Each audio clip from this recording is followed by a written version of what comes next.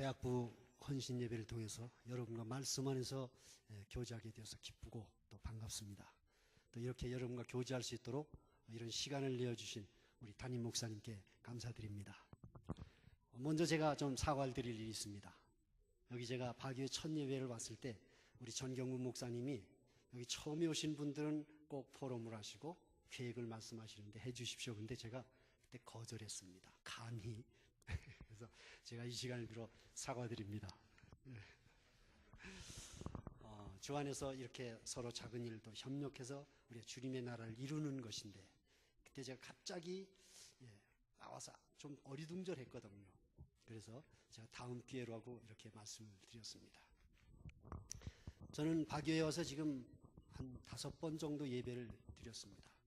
오늘 제일 편안하고 아주 감사가 되고 또 영혼 속에 굉장히 편안한 아주 좋은 예배를 드렸습니다. 여러분들이 부르는 그 찬양을 통해서 그 가사 속에서 고백되어지는 것이 마음에 와서 닿고 이것이 우리 이 박유에 있는 모든 성도님과 더불어서 하나님이 운행하게 하시고 누리게 하시는 은혜겠구나, 그런 것들을 생각합니다.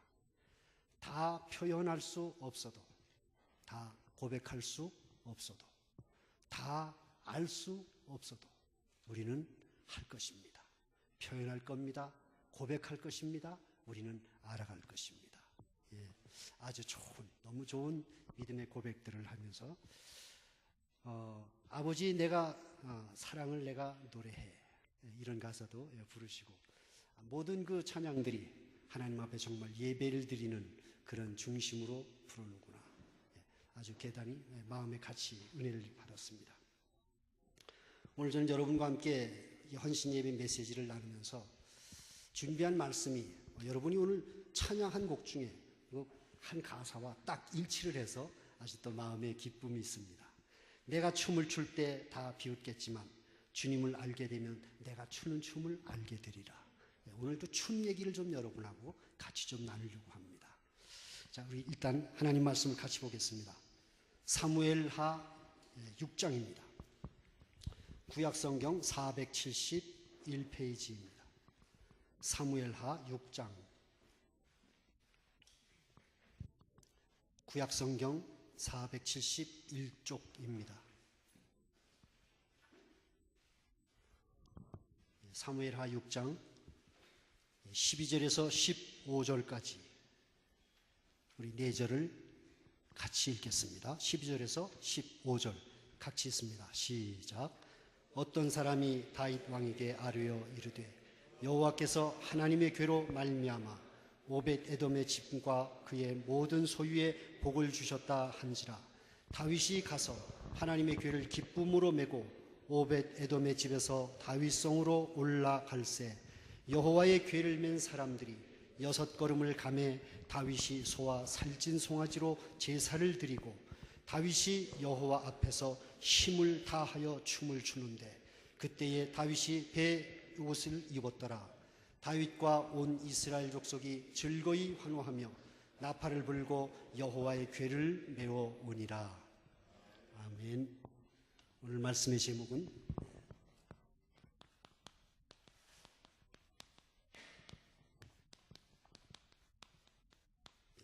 춤추는 예배자입니다.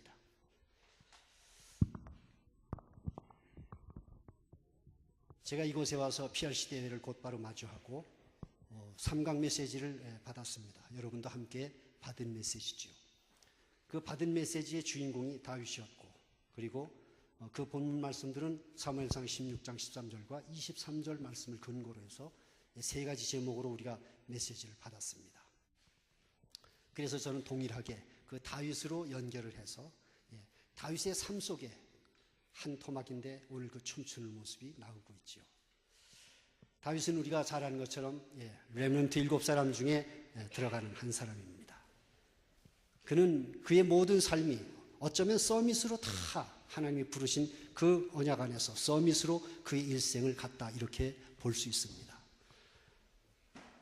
우리가 다윗에 대해서 여러 가지 내용들을 알고 있습니다만은 우리가 던질 질문이 그것이지요. 어떻게 다윗은 그런 서밋의 과정을 갈 수 있었으며 어떻게 그런 영적인 힘과 영적 상태를 어디서 어떻게 그는 그것을 취하고 그것을 누리며 그렇게 갈 수 있었을까?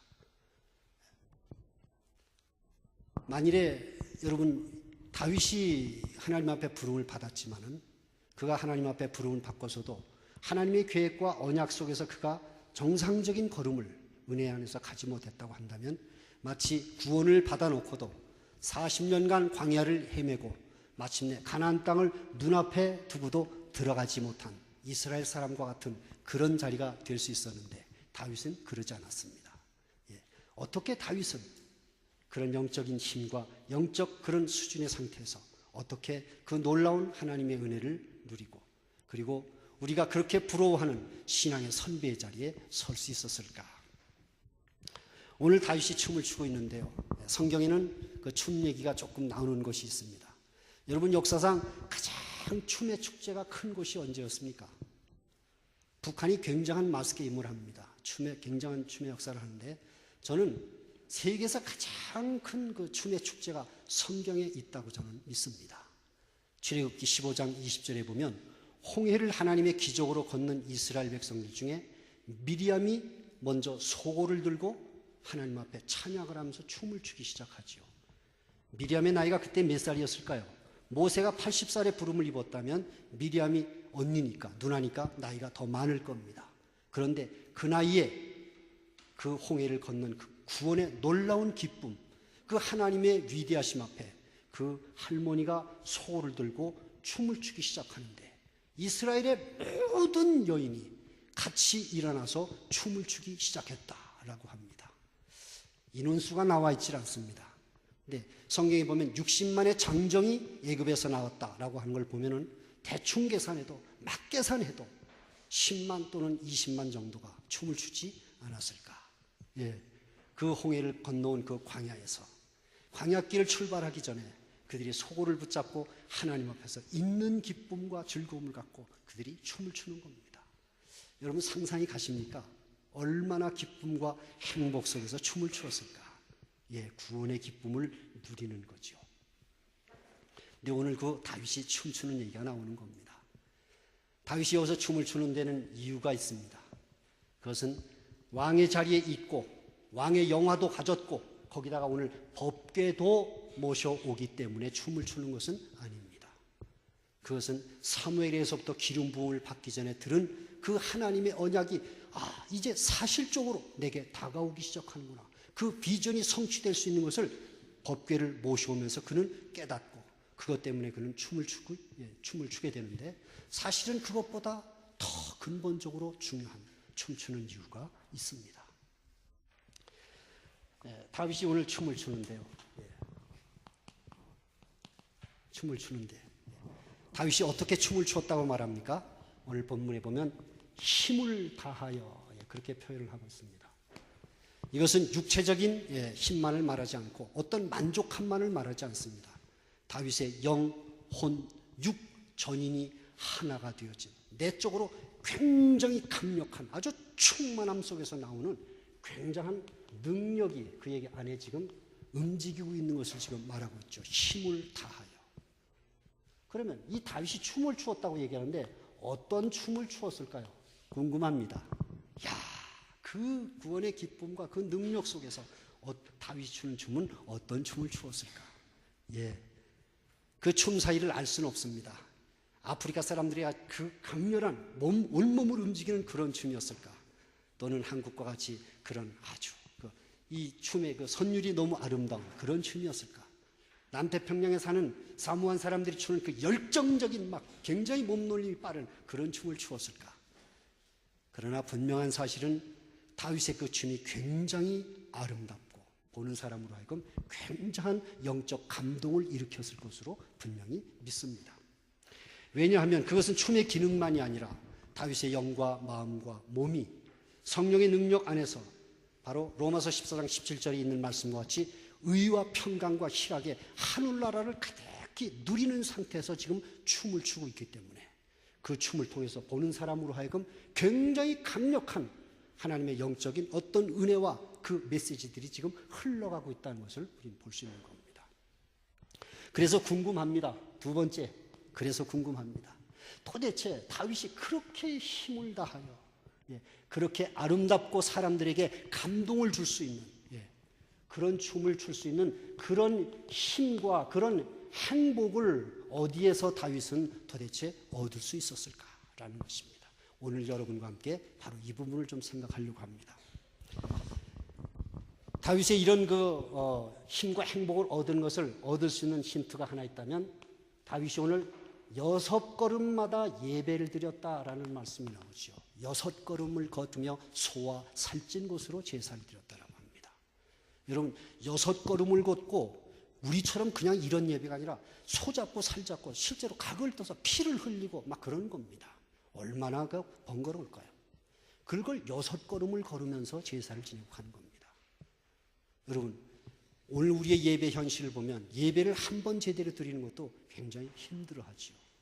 그런데 지금 다윗은 6걸음마다 예배를 지금 드리면서 그 법궤를 모시고 다윗성 안으로 지금 진행을 해가고 있는 겁니다. 어떻게 해요? 힘을 다하여 너무나 행복과 그리고 그 넘치는 그 영적인 내적인 힘을 갖고 그는 지금 너무나 행복함 속에서 지금 예배를 드리고 진행하고 있는 것입니다. 이 다윗의 이 중심을 어떤 중심이죠? 예배를 너무 즐거워하고 예배로부터 느껴오는 그 받는 그 내적인 충만함이 너무너무 행복하다는 것을 알고 있는 사람입니다. 지금 바로 다윗의 이런 중심을 우리가 볼 수 있는데 다윗의 이런 중심을 설명해 줄 수 있는 오늘 본문에 좋은 단어가 하나 나오고 있습니다. 그게 바로 뭐냐면 하나님 앞에서라는 뜻입니다. 하나님 앞에서.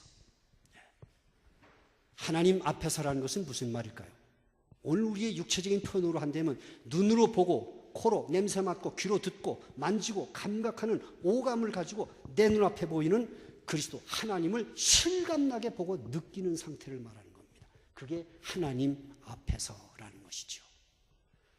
여러분 잘 아시는 다니엘서 6장 10절 다니엘이 사자굴에 들어갈 줄 알고도 언제든지 하던 대로 하루에 3번씩 그 하나님께 감사했다라고 말합니다. 여기에서 유명한 뭐가 나오죠? 코람데오. 동일한 하나님 앞에서가 여기에서도 나옵니다. 무엇입니까? 사자굴에 들어가면 죽습니다. 그 두려운 사자굴에 들어갈 줄 알고 기도하는 다니엘. 그 두려움을 넘는 그 비밀이 어디에 있습니까? 지금 하나님 앞에서 예배가 무엇인지를 알고 있고 그 참 생명과 그 은혜를 알고 있는 그 다니엘, 죽음의 비밀을 이기는 놀라운 능력입니다. 다니엘이 알고 있죠. 그런가 하면 누가복음 1장 80절에 보시면 우리의 그 요한이라는 사람, 침례 요한이 등장을 하고 있습니다. 그 요한이 어디에서 생활합니까? 빈들에서 그의 삶을 산다고 말하죠. 가죽옷을 입고 메뚜기와 석청을 먹으면서 빈들입니다. 빈들은 무엇입니까? 사람이 살지 않습니다. 조금의 수목이 있는 광야와 같이 거칠은 곳입니다. 별로 안정감이 없는 곳입니다. 그러나 요한은 이 빈들에 거하였다라고 말합니다. 그러면서 마침내 빈들에서 누가복음 3장 2절에 보시면은 빈들에서 하나님의 말씀이 요한에게 임하여라고 하시죠. 어떤 말씀이 임합니까? 창세기 3장 15절 여자의 후손, 그렇게 기다리던 그 메시아 그리스도가 이 땅에 오셨는데 그분을 드러내는 최초의 그 복된 사역에 쓰임을 받는 사람이 바로 요한입니다. 요한이 그런 준비를 어디서 합니까? 빈들에서 하는 것입니다. 빈들에서. 여러분, 이 빈들이라는 건 굉장히 참 중요한 의미가 있죠. 자, 하나님 앞에서라고 하는 의미인데요. 우린 이 다니엘과 이 요한 두 사람만 봐도 여러분 우리 메시지가 늘 많이 듣고 있습니다만은 뭐죠? 여기서 우리는 나만의 성령 충만의 비밀을 가지라는 메시지 많이 들으셨을 겁니다. 지금 이 두 사람은 바로 그것을 알고 있는 사람이에요. 나만의 성령 충만의 비밀, 나만의 복음을 누리는 비밀을 이 두 사람은 지금 알고 있는 사람이죠. 그러면 오늘 우리 본문에 나오는 춤추는 다윗은 어떻게 해서 이런 영적인 힘과 상황, 이런 영적 수준을 얻게 되었을까요?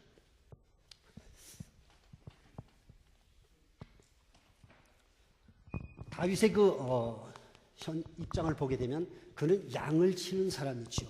예, 양을 치고 있는 사람입니다. 양을 친다면 어디에 거하였겠습니까? 들에 거하였을 것입니다. 그리고 그는 때로 광야길에 들어섰을 것입니다. 여러분, 이 지금 침례 요한과 같이 들이나 광야라는 것은 사람이 거의 살지 않습니다. 굉장히 적막하고 외로운 곳입니다. 그런 곳으로 양을 거느리고 지금 치기 위해서 글로 가는 것이죠. 자, 그런가 하면 때때로 여기서 그는 밤도 세울 것입니다. 예. 만나는 사람들이 별로 없습니다. 근데 여러분, 이 다윗에게서 우리가 한 가지 좀 궁금한 게 있는데, 다윗은 지금 성경에서 굉장히 위대한 신약 성경의 복음서를 여는 두 사람 중에 한 사람이 바로 다윗이잖아요. 예. 예수 그리스도의 계보 속에 아브라함과 다윗 두 사람을 말할 정도로 다윗은 그 정도로 지금 인정을 받는 사람인데, 이 사무엘 상하가 지금 다윗을 중심으로 전개되고 있습니다. 근데 그만한 인물의 그 가족에 대해서 내용이 하나 빠져 있는 게 있어요. 어머니가 누군지 모릅니다. 아버지는 이세라고 알고 있는데 어머니의 이름이 나오지 않습니다. 웬만한 사람들은 다 엄마 아빠 이름이 나오거든요. 근데 이 유명한 다윗은 어머니의 이름이 나오지 않습니다. 그래서 시편 51편에 우리를 보게 되면 내 모친이 죄악 중에 나를 잉태하였으며, 이런 구절들을 미루어 볼 때 다윗이 이게 혹시 정상적인 자녀로 출생한 사람이 아니지 않을까, 이런 궁금증을 가져보기도 합니다.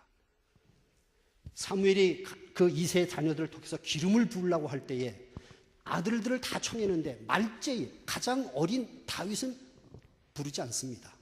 그게 좀 이상하지 않습니까? 교대라도 시킬 계획이라고 했다면, 근데 그게 가만히 보면 그 이세가 그 다윗을 안중에 두지 않고 있었다는 그런 느낌이 강하게 느껴지고 있습니다. 사무엘이 찾으니까 비로소 말제가 있는데요 라고 말하거든요. 이런 것을 볼 때에 가족 중에서도 이 다윗은 어쩌면 신분의 문제를 갖고 있고 그런 점 때문에 소외되어 있는 바로 그런 사람이 아닐까라는 생각을 해봅니다. 이건 성경에 답은 없습니다. 그러나 그냥 생각을 해보는 겁니다. 자, 이런 점에서 볼 때에 다윗은 양을 치고 들에 거하고, 그는 소외되어 있는 이런 것에서 굉장한 외로움을 가지고 있을 것입니다. 자, 어쨌든 일반적으로 느낄 수 있는 편안함과 어떤 풍족하고 그런 환경 속에 있지 않다는 것을 알 수 있죠. 그런데 다윗은 이런 상황에서 무엇을 했습니까? 바로 이 상황 때문에 다니엘과 아까 침례 요한과 같이 하나님을 예배하고 하나님을 알아가는 그 비밀을 그 속에서 이는 발견하고 맛을 볼 수 있었습니다. 여기서 생각하는 질문이 있습니다. 여러분 많이 혼자 있을 때 뭐 하십니까? 바로 여기서 이런 질문을 할 수 있죠. 혼자 있을 때 뭐 하십니까? 다윗은 이런 상황 속에서 외로움과 이 신분에 소외된 이런 자기에게 주어진 이런 일과 더불어 어쩔 수 없이 소외되는 외로움 속에 있을 수밖에 없는 이런 상황에서 다윗은 뭐 했을까요? 그는 하나님 생각으로 그는 계속 이어갔을 것입니다. 그리고 아버지에게서 들은 창세기 3장 15절 여자의 후손에 대해서 그는 계속 질문하고 궁금해하고 계속해서 여자의 후손에 대해서 그는 생각했을 겁니다. 그리고 계속해서 이 생각을 더 이어 하나님을 계속 바라보고, 그리고 묵상을 그는 해갔을 것입니다. 해가 지는 노을을 보면서 그 아름다운 자연의 환경과 그 모든 것들을 운행하시는 그 창조주 하나님이 어떤 분이실까를 그분은 묵상하면서, 그리고 나아가서는 그 하나님 앞에 그는 찬양을 했을 것입니다. 우리가 아는 그대로지요. 여러분 지금 이게 다 무엇입니까? 계속해서 지금 묵상이 깊어지고 있고 계속 깊이 지금 그는 예배 속으로 들어가고 있는 사람입니다.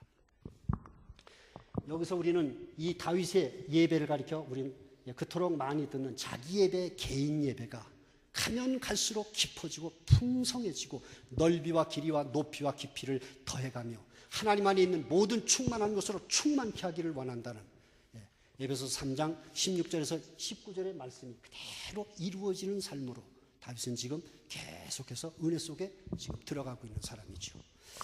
여기에서 다윗은 시편 1편 2절로 3절의 말씀을 또 체험할 겁니다. 오직 복 있는 사람은 여호와의 율법을 즐거워하여 주야로 그 말씀을 묵상하며 계속 바라보고, 그리고 찬양하면서 그러므로 저는 시냇가에 심은 나무와 같아. 시조를 쫓아 과실을 맺으며 그 잎사이가 마르지 아니함 같으니 그 행사가 다 형통하리로다. 이런 말씀들이 그냥 구하지 않았는데도 이런 묵상과 하나님을 바라보는 생각과 이 찬양 속에서 모든 은혜들이 전부 성취되어가는, 예배자로서 그는 깊어가는 그 은혜를 우리가 이제 볼 수 있는 것입니다. 여러분, 이런 생활 속에서 다윗이 가지고 있는 가문과 가정과 사회에서 받은 모든 상처와 문제들이 기도하지 않아도 이런 과정에서 모두 이것이 치유되고 전부 이런 것들을 벗어버리고 자유함의 생활로 지금 들어가고 있는 사람입니다. 계속 들어가고 있습니다. 이런 것들을 어디서 증명할 수 있겠죠? 시편 51편 11절에 보시면 하나님이여 나를 주 앞에 가까이 두시고, 나를 주님 앞에서 멀리 나를 밀어내지 마시고 주의 성신을 내게서 거두지 마소서. 어떻게 구약의 사람이 이런 고백을 할 수 있을까요?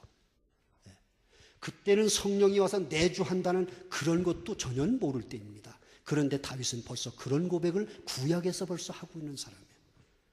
얼마나 깊이 하나님을 예배하고 얼마나 깊이 그리스도 여자의 후손의 그 복음을 깊이 누리면서 그가 예배 속에서 하나님이 깨닫게 하시고 누리게 하시는 그 은혜로 그는 엄청난 비밀들을 고백하고 있습니다. 지금 여러분, 이런 은혜가 다윗에게 하루하루 쌓여가고 있습니다. 이런 은혜가 계속 깊어지고 있습니다. 이런 은혜가 더 무게가 있습니다. 그런 은혜들이 쌓여서 마침내 오늘 사무엘하 6장에서 그는 하나님 앞에서 힘을 다하여 그는 춤을 추는 것입니다. 그런 은혜가 쌓인 춤입니다. 여러분, 그러니 그 춤이 얼마나 힘이 있겠습니까? 여러분, 춤추는 예배자입니다. 그는 춤추는 예배자입니다.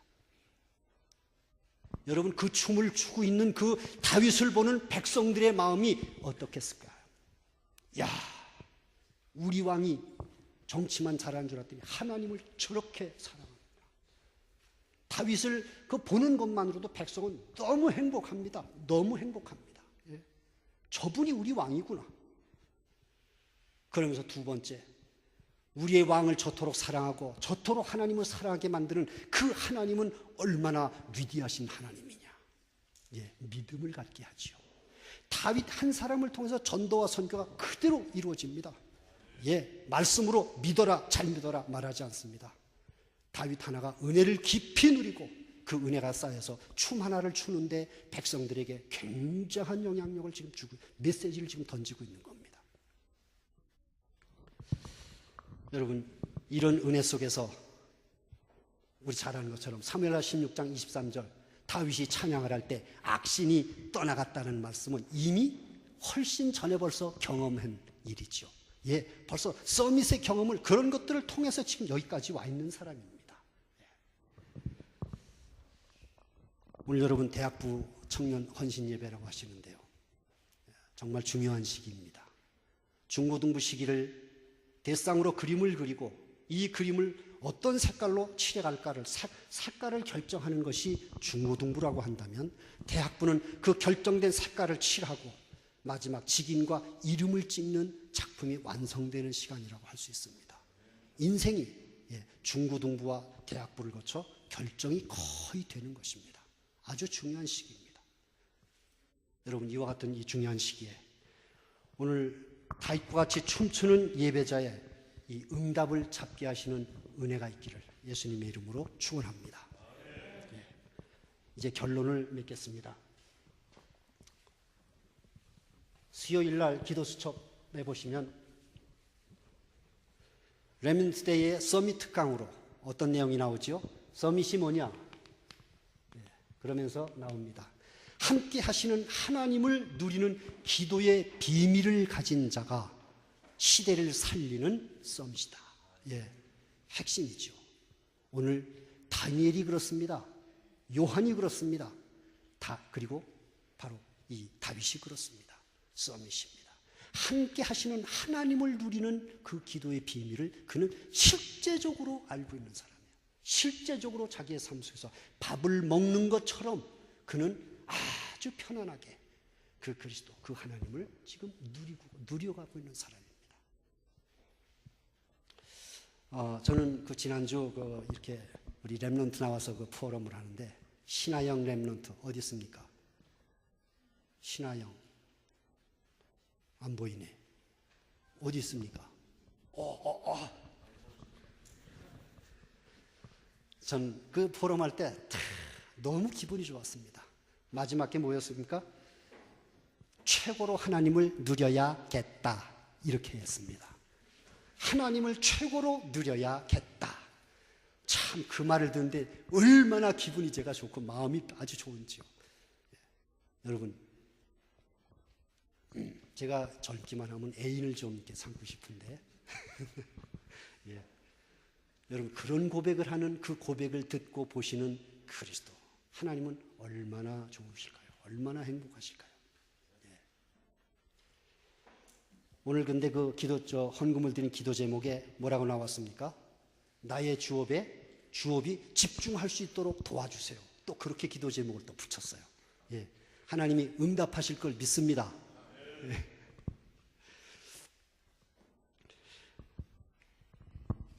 여러분, 우리가 그리스도를 이제 누리기 위해서 그러면 어떻게 해야 될까요? 춤추는 예배자의 응답 속으로 우리가 들어가기 위해서 어떻게 할까요? 자, 여러분, 하루에 이미 말씀 나온 것처럼 하루에 10분, 여러분만의 빈들을 좀 준비해 보시면 좋겠습니다. 오늘 우리의 삶은 너무 분주하죠. 한 주간이 어떻게 지나가는지 모릅니다. 아침에 일어나서 잠자리에 들 때까지 너무 쫓겨가는 듯합니다. 학업 스케줄과 여러 가지 일들 때문에. 여러분, 그런 과정에서 요한과 같이 여러분, 아무도 없는 하나님이 지금 나를 향해서 뭐라고 말씀하실까? 하나님이 나를 향하여 무엇을 주시길 원하실까? 어떻게 나를 인도하시려고 하실까? 그 궁금함을 가지시고, 그래서 나를 기다리시는 그분 앞에 여러분, 그 빈들의 자리에 여러분 한 10분간이라도 10분을 꼭 내십시오. 예수님이 이걸 뭐라고 표현했죠? 내 골방에 들어가 문을 닫고, 그게 그 뜻입니다. 내 골방에 들어가 문을 닫고. 여러분, 분주함 속에서 10분이라는 시간은 참 하루의 생활 속에서 너무 짧습니다. 그러나 그 10분이 하나님이 나를 향하여 지금 무엇을 예배하시고 무엇을 말씀하실까라는 질문을 가지고 그 10분을 가지고 여러분이 하나님 앞에 시간을 구별한다면 그 10분은 여러분의 삶 속에 놀라운 기적을 가져다 줄 것입니다. 네. 서밋이 어떤 것으로 어떻게 세워져 가는지 여러분 고민하지 않아도 됩니다. 여러분의 진로, 미래 걱정하지 않아도 됩니다. 하나님은 창조주십니다. 그분의 능력, 그분의 지혜 헤아릴 수 없습니다. 우린 피조물입니다. 우리의 지혜와 능력으로 고민하실 필요 없습니다. 그분께 맡기시고 그분이 함께 계십니다. 그분께 짧은 시간이라도 여러분 빈들과 같이 마음을 비우고 그리스도 주님 한 분으로 내가 채워지기 원합니다. 그분께 생각을 고정하십시오. 그분께 마음을 고정하십시오. 그분이 여러분에게 모든 걸 가르치십니다. 인도하십니다. 말씀하십니다. 깨닫게 하십니다. 무엇이 필요한지 그분은 이미 다 알고 계십니다. 두 번째로, 그렇다면 이런 생각을 언제까지 고정할까요? 예, 물론 우리가 천국 가는 날까지 우리는 해야 됩니다. 왜 그렇죠? 우리 육체를 벗는 날 우리의 모든 것이 영화 상태로 들어가기 때문에 평생에 우리는 이 하루에 이 빈들일 시간을 갖는 것, 끊임없이 주를 바라보는 것 계속 해가야 되지만 특별히 집중할 기간이 있습니다. 무엇입니까? 오늘 다윗식으로 말하자면 시편 27편 1절에서 3절의 말씀이 내게서 확인될 때까지입니다. 뭐라고 고백하지요? 여호와는 나의 구원의 산석이시며 구원의 뿌리시며 구원의 바위시며 쭉 얘기를 합니다. 예, 그리스도는 나의 그리스도시며 나의 구주십니다. 이것이 여러분에게서 그냥 확신으로 생겨질 때까지 바라보시고, 두 번째 2절 말씀 그대로 한다면 행악자가 내 살을 먹으려 내게 먹으려고 내 살을 뜯어먹으려 왔다가 실족하여 넘어졌도다. 다시 말해 뭡니까? 사단이 여러분을 시험하고 넘어뜨리려다가 사단이 오히려 시험 들어서 넘어졌다는 것입니다. 여러분, 그런 증거가 여러분에게 나타날 수 있습니다. 예, 내 능력이 아니라 그 일을 하시기 위해서 그리스도가 함께 계시는 겁니다. 그 증거가 나타나는 게 하나님 나라지요. 그것이 나타날 때까지 여러분은 계속해서 그리스도 한 분께 집중하시면 됩니다.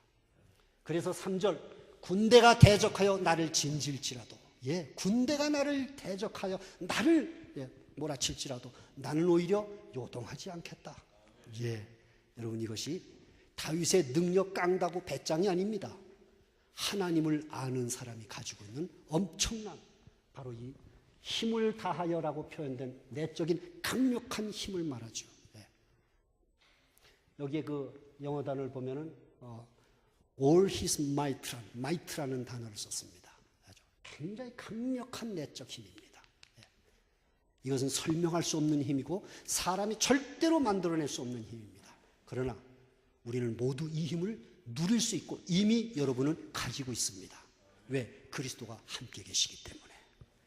그 그리스도께, 그 그리스도가 여러분에서 사실적인 그리스도가 되도록 하루의 짧은 시간, 그 빈들의 시간을 여러분이 그리스도께 드리실 수만 있다면 그러면 됩니다. 어쩌면 1, 2분의 시간이라도 됩니다. 정말 여러분이 마음을 들여서 정말 그리스도 그분께 정말 생각과 마음을 들이면 금방 여러분 안에 그리스도는 여러분의 영혼 속에 굉장히 분명하고도 너무 세밀한 분명한 그분의 말씀과 성령의 역사로 여러분에게 깨달음과 빛을 주실 것입니다. 늘 하는 말씀 한 번만 체험하시면 됩니다. 그러면 두 번째부터는 별로 가르칠 필요 없고 별로 힘들지 않습니다. 그냥 이어져 갈 수 있습니다. 그래서 여러분, 이 증거가 보이기까지 계속해서 여러분의 생각과 마음을 계속 그리스도께 자꾸 드리십시오. 자꾸 생각을 드리고 마음을 드리십시오. 그리고 고정하십시오. 사단이 와서 여러분의 생각과 정서를 자꾸 다른 곳으로 자꾸 깨고 집어넣을 때에 놓치면 또다시 다시 생각과 마음을 그리스도께 자꾸 고정하십시오. 이렇게 하실 때 성령도 여러분 안에서 도우시면서 마침내 고린도전서 15장 10절, 나를 나되게 하시는 그리스도가 나를 나되게 하세요. 그분이 나를 나되게 하세요. 그분이 마침내 여러분에게 사실적인 그리스도, 실제가 되어서 여러분의 삶을 여러분 안에서 친히 살아주신다는 갈라디아 2장 20절의 말씀을 성취하실 것입니다. 그때 우리는 다 증인으로 견고하게 서고, 오늘 이 말씀을 통해서 저는 오늘 일부 예배 드리면서 너무 감사했습니다. 우리 담임 목사님을 통해서 전도자의 주업과 부업을 말씀하시는데, 저는 오늘 그 말씀 속에 한 부분을 가지고 오늘 여러분과 말씀을 나눴습니다. 주업에 대해서.